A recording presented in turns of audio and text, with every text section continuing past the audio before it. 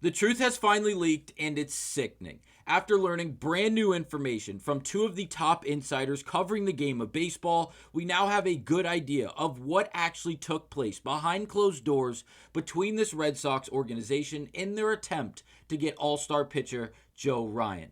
I'm here to break down both reports and how we might have gotten a false report on the aggression of this Red Sox team, as well as what was required to send back in a major trade for this all-star pitcher. We'll break down all of that on this episode of Red Sox Digest, but first, please do remember to stay up to date with everything Red Sox by scrolling down and clicking the subscribe button, as nearly 90% of you guys watching this video are not currently subscribed. Thank you guys, but now let's get to it and break down the brutal truth behind the Red Sox deadline.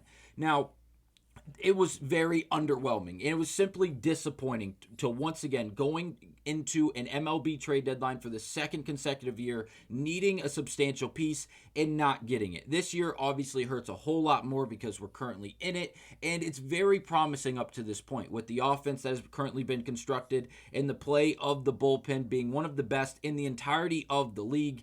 You needed one more starting pitcher, if not two, one being a star and the other being a complimentary guy that could fill in as a 6 or 7 later down the line as the form of depth.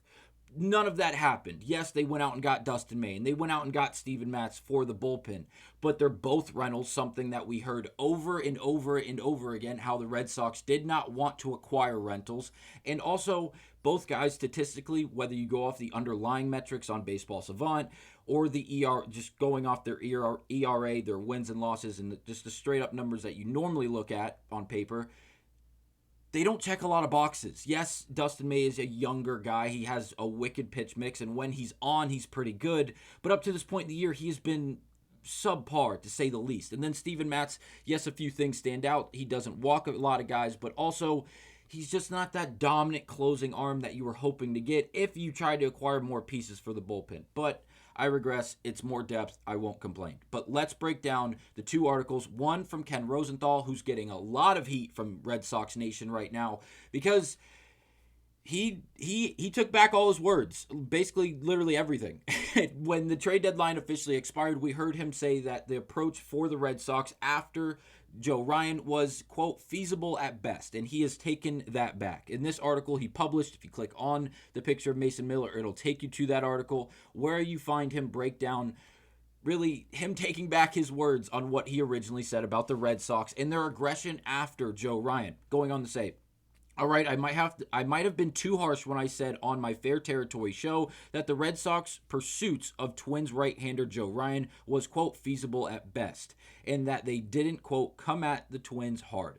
And that's the end of the quote. So he does take it back there, and he goes on to elaborate a bit more on the Red Sox and how they were late to the party, in the sense that it did take them a lot of time to actually call the Twins and get the wheels turning and try to figure out what this trade is going to require. But we're going to break down all that information in this article written and published by Jeff Passan, as he goes on to break down really what went wrong with this trade and why it didn't actually take place for this Red Sox team and Craig Breslow. So again, click on the picture of the Seattle Mariners. It'll take you to this article. It'll be tagged down in the description if you'd like to read the entirety of it.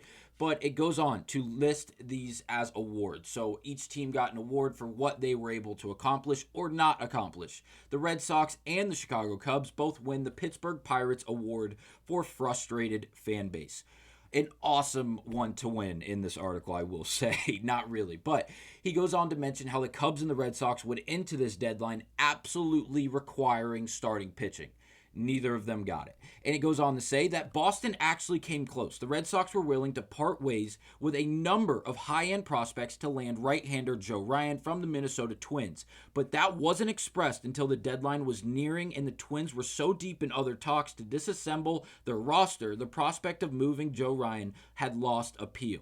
Now it goes on, Jeff Passan goes on to discuss the Chicago Cubs in the rest of that paragraph, so I'm not going to read it and really break it down. But the idea that the Red Sox were willing to part way with a bunch of high-end prospects is new information. This is not something, it's something we assumed, but it's not something that was actually broken. There was no trade reports actually released. There was no idea of what that trade package would have looked like. But it would have been a bunch of high-end prospects from the Red Sox side of things, as well as other players, including possibly Jarren Duran or Wilyer Abreu. So he goes on to say, if the Twins were going to part ways with Ryan for 3 pennant races, it was not unreasonable for them to want one of the Red Sox outfielders, either Jarren Duran, who has 3 additional years of control, or Wilyer Abreu, who has 4 years of control. And as hot as the Red Sox are, it also would not have been unreasonable for them to make such a deal. The Twins did not even broach the possibility of Roman Anthony. Good idea. It's not happening. He's not going anywhere. Lifetime deal is inbound with a blank check. But again, different conversation. By trading an outfielder, the Sox could have returned Ceddanne Rafaela from second base to center field full time. They also could have acquired a second baseman to make the return of Rafaela to center more plausible, or added a first baseman and moved Romy Gonzalez to second. Instead, they played a last-minute game of chicken with the Twins, and when the Twins didn't blink, the Sox were shut out. Now, that feels like the unfortunate way it actually did take place. I'm going to believe in Jeff Passan. I don't think he's going to take back these words like Ken Rosenthal is this morning, but it's unfortunate. Yes, I'm happy. I am honestly kind of glad it didn't take place, because this would have been a force of a deal. It would have been something the Twins would have ended up by far and away winning in the sense of talent coming back, because they would have gotten a handful of prospects as well as possibly Jarren Duran or Wilyer Abreu, who are both unconsciously hot right now for the Red Sox, propelling them to just the second spot in the AL East, only 3 games behind the Toronto Blue Jays. Don't look now, but the Red Sox might be the hottest team in baseball. That is not a gimmick. This is not a joke. This is not a drill, ladies and gentlemen. This is real. But Joe Ryan would have demanded a lot, and it's for obvious reason. 2 more years of control following this end of the season. His underlying metrics are good. They're not great up to this point. The slider is one of the best in the league. It produces a lot of swing and miss. The whiff rate is above league average. The K percentage correlates, and he does not walk a lot of guys. He's also relatively young, only 29 years of age, been in the league for 6 years now. Overall, he's been pretty good, producing his best season up to this point, an all-star with a 4.4 ERA, posting a 10-5 record up to this point in the year with a sub-3 ERA. He would have been great. He would have been the second guy in the starting rotation for the Red Sox. He would have been Crochet at 1, Joe Ryan at 2, Brayan Bello following with Lucas Giolito, who is resurging right now and is really, really looking good, as well as the guys filling out the remainder of it, as well as this bullpen, who, again, like we mentioned earlier, one of the best in the entirety of the league. But would the price been too much to pay? Obviously, the 3 minutes where he was a Red Sox, it was awesome. It was. Everyone was ecstatic if you were a Red Sox supporter or fan. All the Yankees Nation, all of Blue Jays Nation, everyone across the board that was a rival or a competitor to this Red Sox team was not happy. They were extremely disappointed because the Red Sox on paper got a lot better with that trade.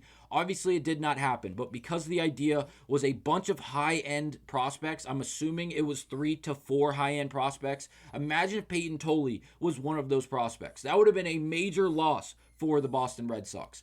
Let them get through the remainder of this season. It seems like they're going to be just fine out there competing against anybody in the league this season with their currently constructed roster. This offseason is going to be interesting. Hunter Brown, I believe, is testing free agency. Joe Ryan will then become possibly available via trade this offseason, and it will not require Craig Breslow and the rest of this Red Sox front office to impulsively make a very drastic move where they give up a lot of their farm system, as well as a key bat in Jarren Duran or Wilyer Abreu, as well as a key fielder as well. They're both plus side fielders without a doubt. Wilyer Abreu with another highlight level play, as well as Jarren Duran actually made a highlight level play as well last night in left and right field respectfully. They're phenomenal, and without them on this team, it would be not good for the Red Sox. I don't think it would be a good result. Overall, I'm okay with this because the overall package going back to Minnesota would have been absolutely ridiculous, but it is unfortunate that no other trades were actually made. I can't wait to see how this offseason plays out with the starting pitching names the Red Sox will be involved in, but let's get to October first. I'll see you guys on the next episode of Red Sox Digest. Thank you guys for watching.